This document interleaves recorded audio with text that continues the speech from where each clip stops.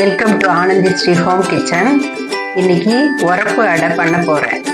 அதுக்கு எந்த கப்பில் எடுத்துக்கிறோமோ எல்லாத்தையும் ஒரே அளவாக எடுத்துக்கணும். நான் இந்த கப் எடுத்துட்டுருக்கேன். இதில் ஒரு கப்பு புழுங்கல் அரிசி, ஒரு கப்பு பச்சை அரிசி, ஒரு கப்பு துவரம்பருப்பு, கடலைப்பருப்பு, ஒரு கப்பு கருப்பு உளுந்து. கருப்பு உளுந்து தான் இதுக்கு போட்டால் நல்லா இருக்கும். கருப்பு உளுந்து இல்லைன்னா நீங்கள் ஆர்டினரி உளுந்து எடுத்துக்கோங்க. இது எல்லாத்தையும் நல்லா க்ளீன் பண்ணிவிட்டு ஒரு 6 மணி நேரம் ஊற வச்சுட்டு தண்ணி ஃபுல்லாக ஃபில்டர் பண்ணிடணும். கொஞ்சம் கூட தண்ணி இருக்கக்கூடாது. மிக்ஸி ஜாரில் போட்டு பல்ஸ் மோடில் பெரிய கப்பி கொஞ்சம் குறகுறப்பாக அரைச்சிக்கணும். நைஸாக அரைக்கக்கூடாது. இந்த பதத்துக்கு அரைச்சிக்கணும். அரைச்சிட்டு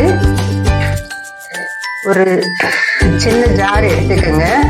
அதில் ஒரு 10 சிகப்பு மிளகாய் சேர்த்துருக்கேன். மிளகு 1 ஸ்பூன், 1.5 ஸ்பூன் சீரகம். இந்த டிஷ்ஷுக்கு தேவையான அளவு நான் கல் உப்பு சேர்த்து இதுலேயே அரைச்சிட்றேன். நீங்களும் தேவையான அளவுக்கு போட்டுக்கோங்க. போட்டு இதை கொஞ்சம் அரைச்சி எடுத்துன்னு வந்துடுறேன். அரைச்சி வச்ச பொடியை சேர்த்துட்டு கொஞ்சம் சவு தேங்காய் இது மாதிரி பல்லாக கட் பண்ணி வச்சுருக்கேன். அதையும் கொஞ்சம் கொத்தமல்லி, கருவேப்பிலை, கொத்தமல்லி எல்லாத்தையும் சேர்த்து இதோட கலந்துக்கணும். அரைச்சி வச்ச பொடியை சேர்த்துட்டு அதோட கொஞ்சம் சவு சின்ன சின்னதாக கட் பண்ணி வச்சுருக்கேன். அதையும் சேர்த்துக்கலாம். கொஞ்சம் தேங்காய் பல்லாக கட் பண்ணியிருக்கேன். நீங்கள் ஒரு 1/4 மூடி அளவு தேங்காய் மாவுக்கு ஏற்ற மாதிரி சேர்த்துக்கோங்க. கொஞ்சம் கொத்தமல்லி, கருவேப்பிலை எல்லாத்தையும் சேர்த்துட்டு நல்லா கலந்து விடணும்.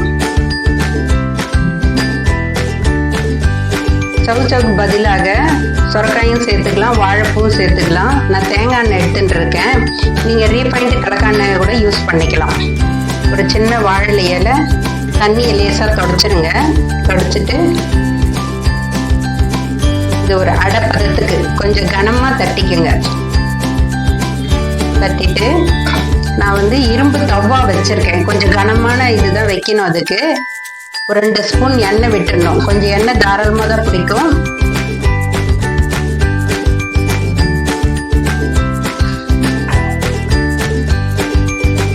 சேர்த்து இதில் மெதுவாக பார்த்து போடுங்க. எண்ணெய் மேலே படும்.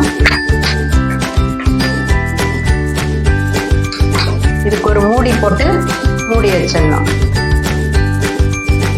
தஞ்சாவூர் உரப்படை ரெடி. 2 பக்கமும் உருவலாக இருக்கும்.